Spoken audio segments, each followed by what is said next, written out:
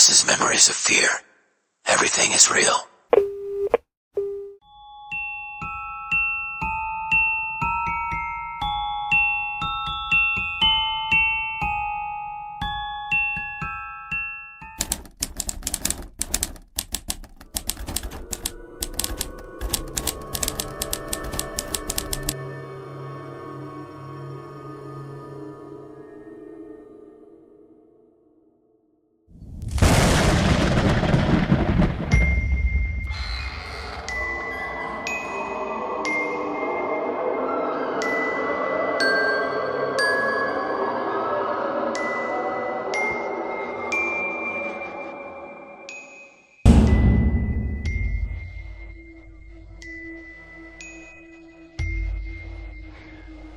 The following story is true and a personal one.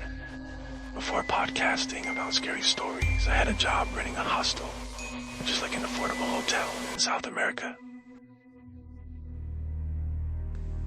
Welcome to Memories of Fear.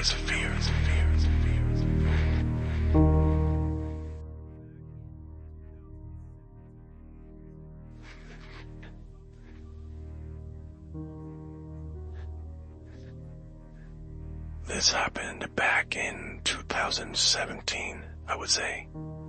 I was offered a job to run a hostel in South America. Now a hostel is it's like an affordable hotel that also has like shared rooms, and it's really cool. Sometimes there's parties, there's a lot of things to do in a hostel.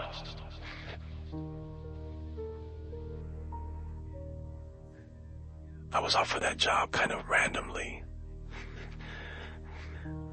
Carla and I both went and we met with a guy, and he said, yeah, I'd be happy to have you guys here, whatever, right? So we pretty much started running this place, we became the administrators. We were just kind of fixing up the place and making the hostel feel, more inviting.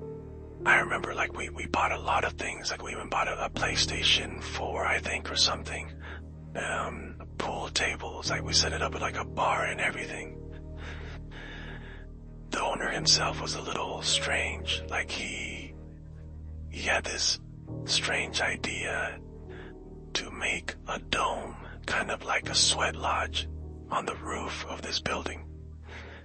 I understood the point, right? Because there's a lot of tourists who travel for this kind of stuff, so he saw that as a business opportunity. But, he used to say things like, what if, we dress up the guard as a shaman and sell these types of services or something like that. So he wasn't really taking it too seriously, right? I think my main concern was that somebody would would join one of these episodes or high or whatever you want to call it, and jump off the roof or something like that. I was afraid of that.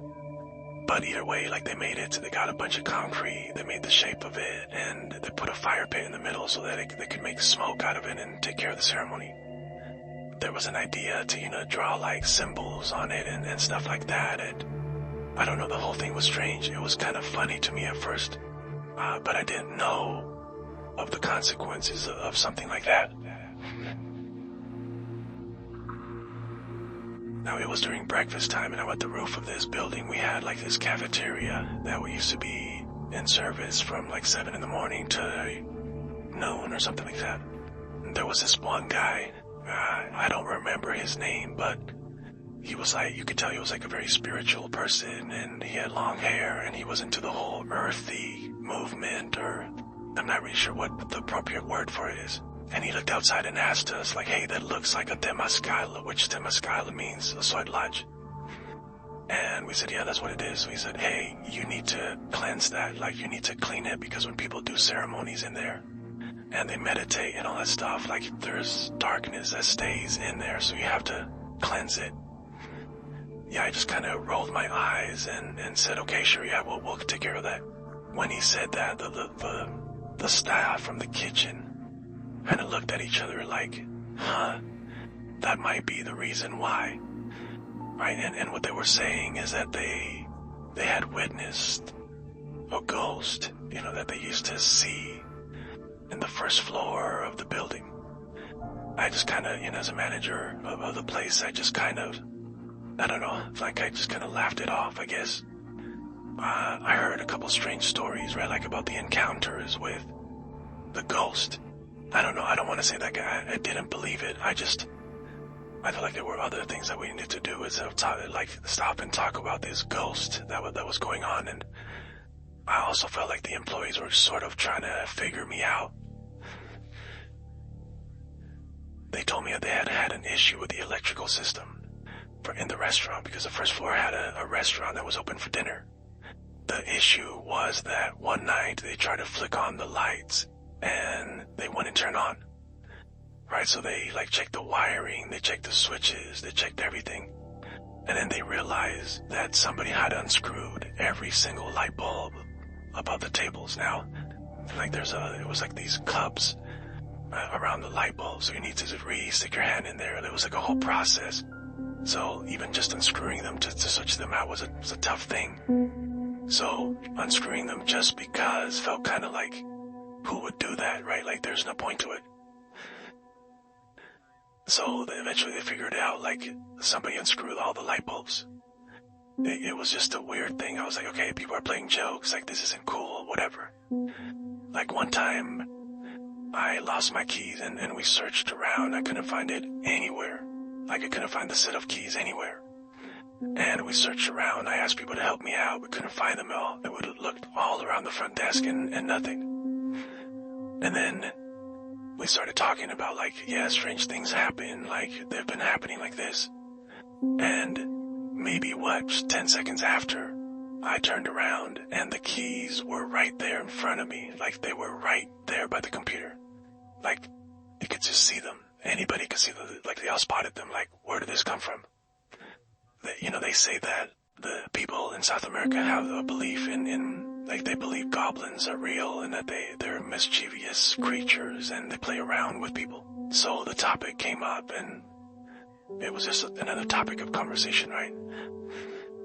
So when I was coming into the front door of the building, I saw somebody standing by the end of the reception area, like in the little office where the receptionist was.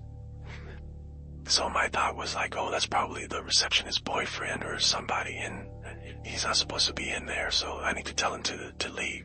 So I opened the door to the office, and there's nobody there at the end of the hall, just the receptionist in her little corner with a computer. At that moment, I felt dizzy, I felt like throwing up, I had just seen somebody standing there. I opened the door and the person's gone.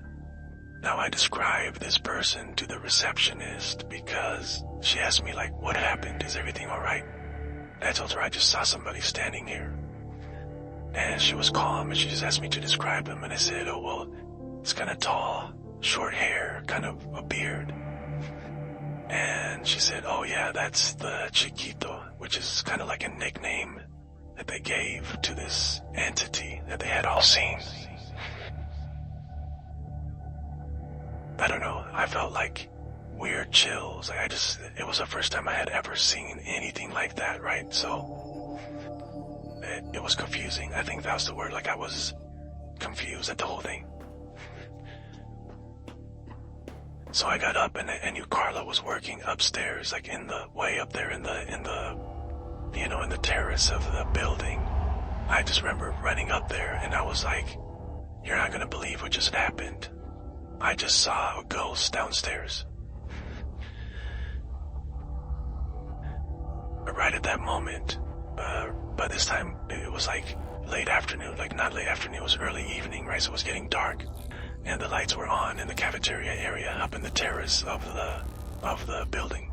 As I'm speaking to her, the light above me, right, is flickering. It's just kind of turning on and off right above us. This is just a single light above the table.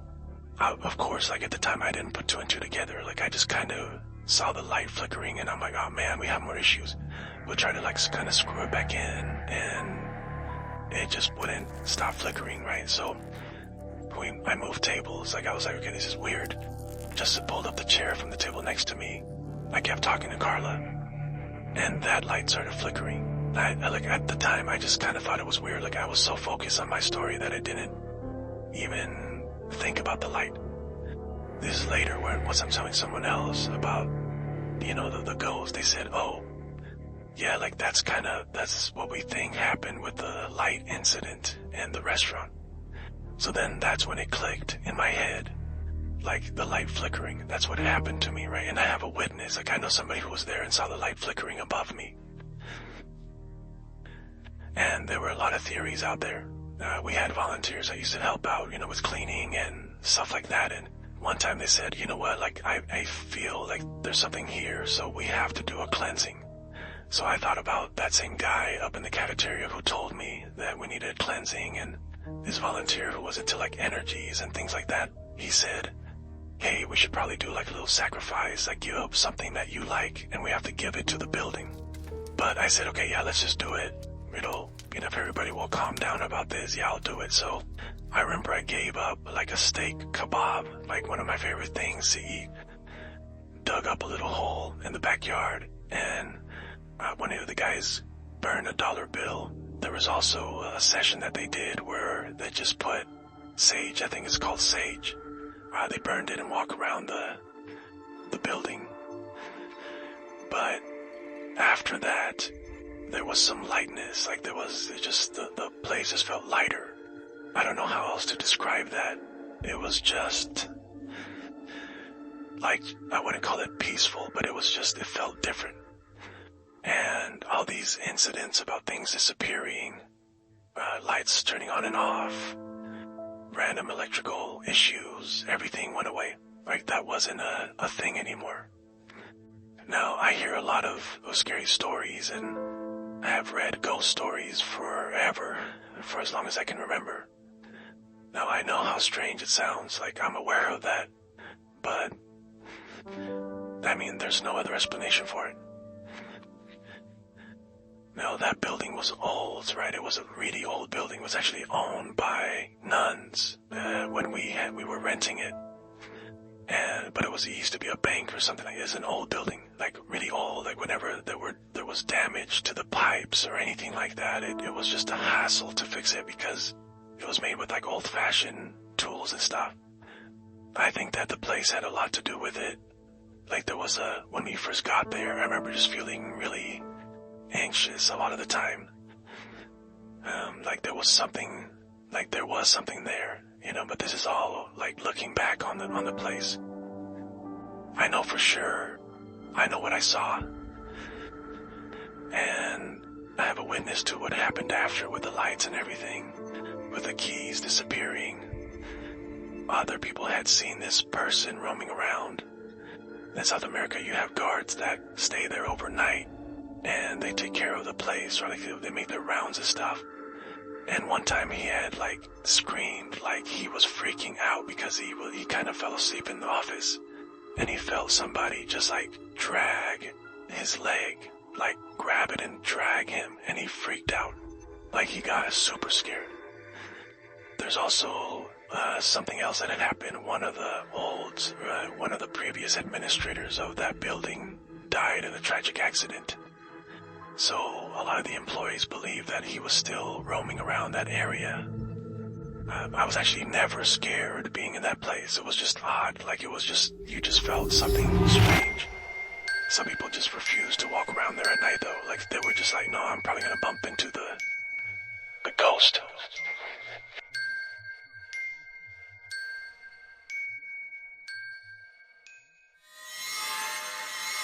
Stay tuned for the next memory.